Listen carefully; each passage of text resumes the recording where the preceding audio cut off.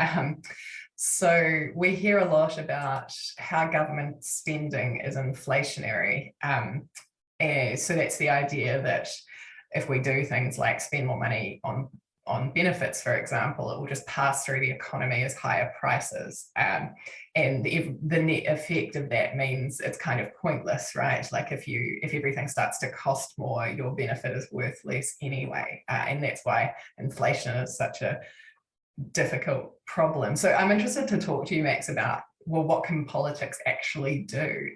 The spending on issues like benefits obviously helps address the impact to people vulnerable to inflation, but it can make the problem worse. And so what are the options on the table? Are there any?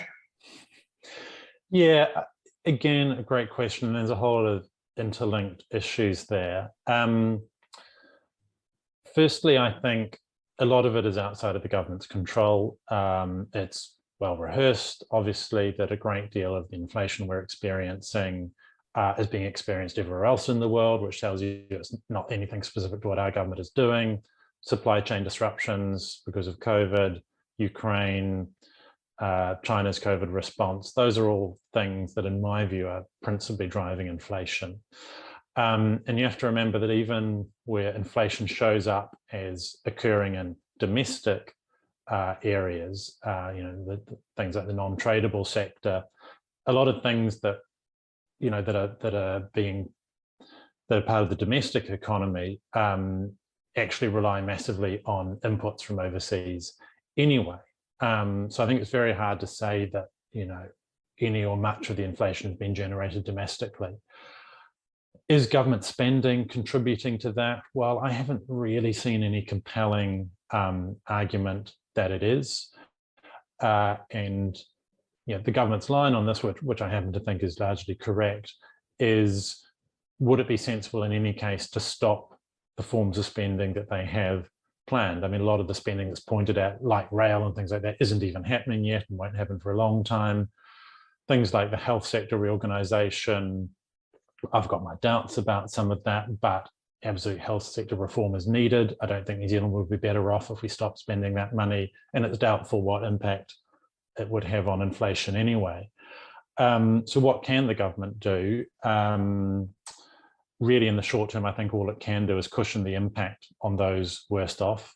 And we do have to continue the benefit increases and the minimum wage increases, because otherwise the situation for the hardest hit will just deteriorate even further. I don't think that's likely to turn into a spiral where prices forces wages to rise and then wages forces prices to rise, because frankly, I just don't think wages are going to rise that much. Other than the government's minimum wage increases, I don't see a strong enough New Zealand union movement, frankly, to drive the kind of wage increases that might lead to that kind of spiral. And lastly, on that question of, is there any point in these measures because things just get passed through to consumers in the form of higher costs? Of course, there's an element of that, and as you say, that is why inflation is difficult. But firstly, I don't think that's always true. Contrary to popular belief, for instance, we know that when the government increases benefits and accommodation supplement, rents do not go up by the same amount. Rents do go up. There's some landlord capture, but landlord capture is not even anywhere near 100%.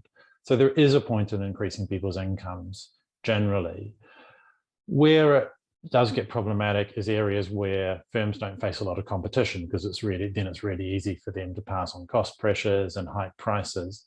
And we have a big long-term problem that there isn't enough competition in a lot of the key sectors where we see the most inflation. And groceries, supermarkets is one of the classic cases of that, terribly uncompetitive. But you could talk about building materials as well. You could talk about electricity prices, all kinds of things, fuel retailing. The problem is there's no quick fixes for those areas, but if we want to be inflation-proofed in future, I would be focused on really trying to turbocharge competition in those very uncompetitive sectors of the economy.